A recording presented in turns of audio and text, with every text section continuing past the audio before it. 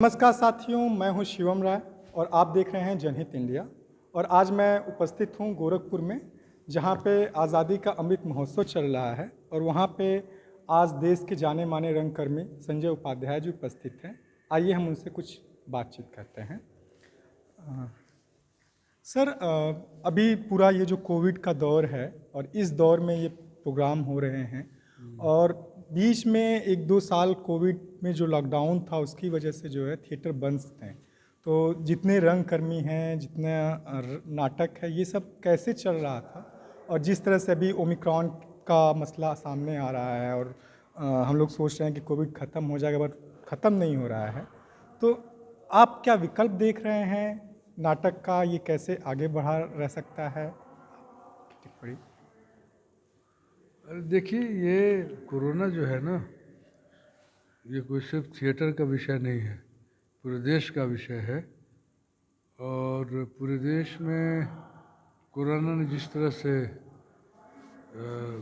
हाहाकार मचाया और लोग मतलब दृश्य पूरे लोगों ने देखा, पूरे देशवासियों ने देखा, जी। तो उसमें सिर्फ थिएटर प्रभावित नहीं हुआ, हर सेक्टर के लोग प्रभावित हुए। अब सवाल ये है कि थिएटर वाले क्या करेंगे। थिएटर वाले ऑनलाइन कर रहे थे, एक विकल्प। देखो, कलाकार जो है ना, कलाएं मरती नहीं हैं, चाहे लाख कोरोना आ जाए, कलाएं जिंदा रहती हैं। जी। जिस दिन कलाएं मर जाएंगे ना, उस दिन पूरा जो पूरी सृष्टि है, जी। पूरा का पूरा जो पूरी मानवीयता है, पूरा का पूरा एक सिस्टम है, वो कोलैप्स कर जाएगा। जी। तो कलाएं जोड़ के रखती हैं चीज़ों को।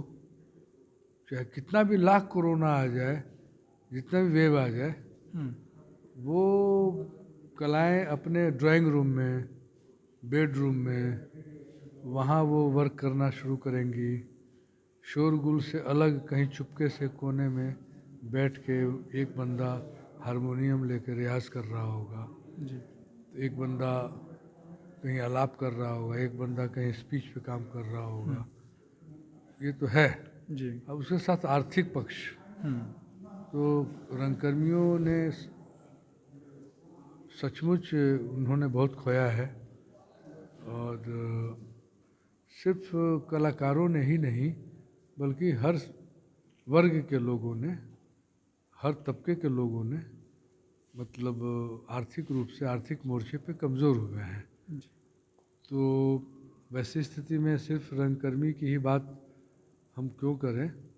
चूँकि हम कलाकार हैं, रंगकर्मी हैं, रंगकर्म हम करते हैं। तो जब लॉकडाउन हुआ तो हम लोग ऑनलाइन काम कर रहे थे, लेकिन मुफ्तिया काम था ये। जी। इसमें पैसा वैसा नहीं मिल रहा जी। था। अब हम ये चाहते हैं कि ऑनलाइन जब काम होगा तो पैसा लेकर ही करेंगे, मुफ्त में नहीं करेंगे। जी। तो कम से कम महीने में 4 ऑनलाइन हुआ, तो 4 ऑनलाइन का हम अगर हम पेमेंट लेंगे तो कम से वो पूरा का पूरा महीना तो हमारा निकलेगा। जी। हाँ, बोल। इस लॉकडाउन के दौरान सर मैं यही देख रहा था कि जो कस्बे में छोटे मोटे जो रंगकर्मी हैं या लोग कलाकार हैं, बहुत मार्मिक खबर आ रही थी कि वो अपना जीवन यापन नहीं कर पा रहे हैं, उनको कोई बीमारी है तो उससे परेशान है। तो इस सिलसिले में सरकार ने आपको लगता है कि बेहतर काम किया हो, या समाज ने जिसके बलबूते पे वो आगे बढ़ रहे हैं? देखिए, पॉलिटिकल स्टेटमेंट है, मैं नहीं देना चाहता हूँ। मैं राजनीति मैं अगर बोल दूंगा कि कोई काम नहीं हुआ, सारे लोग मर रहे थे, ये हो रहा था, वो हो रहा था, तो ये पॉलिटिशियन का ये पॉलिटिकल स्टेटमेंट है जो हम देना नहीं चाहते हैं। जी। मैं ये बताना चाहता हूँ कि कोरोना में पूरी मानवता पीड़ित हुई है और उनको, हम सब लोग उससे प्रभावित हुए हैं। अगला जब भी आएगा तो उसमें भी हम सबों को प्रभावित होना है। जी। और कलाएं मरती नहीं हैं। लाख कोरोना आ जाए, कलाकर्म होता रहेगा। जी। गायक गाना गाएगा, जी। नर्तक नाचेगा, वो बेशक मास्क लगा के जी। वो नाचे गाए करेगा। अब कहिएगा कि पैसा कहाँ से आएगा, कौन देगा? जी।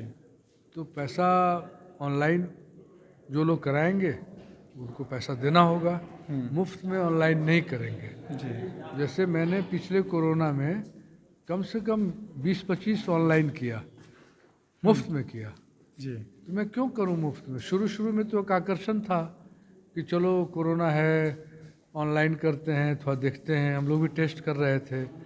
लेकिन अब इतना होने के बाद अब लगने लगा कि कोई भी प्लेटफॉर्म, डिजिटल प्लेटफॉर्म जब हमको आमंत्रित करेगा तो उनसे हम कहेंगे कि आप एक हमको टोकन अमाउंट दीजिए, जी।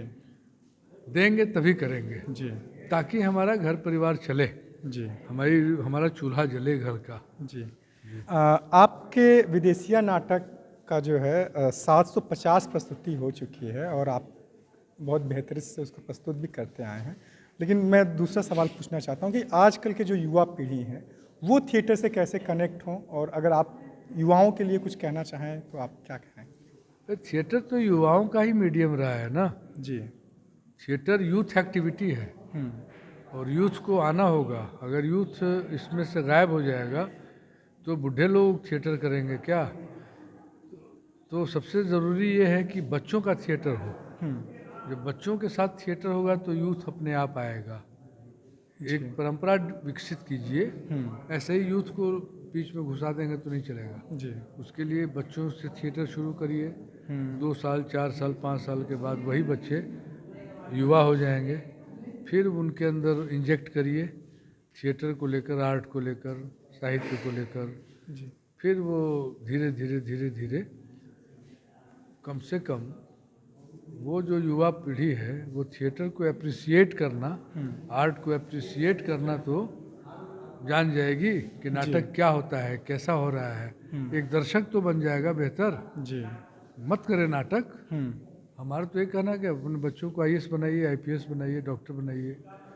लेकिन अगर एक बार रंगमंच से वो गुजर जाएगा बच्चा, तो वो बच्चा पहले वो ह्यूमन होगा, जी।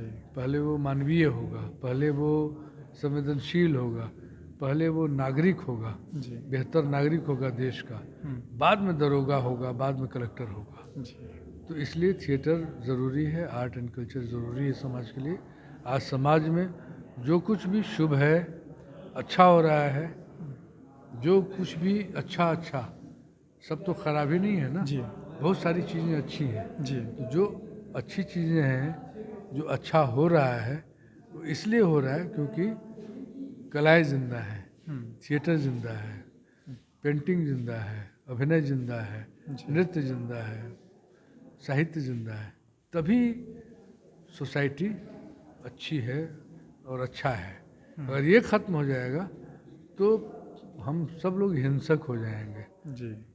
एक पशुवत हो जाएंगे, एक दूसरे को मारने काटने, मतलब जानवर से भी बदतर हो जाएंगे। जी। तो जंगल राज हो जाएगा।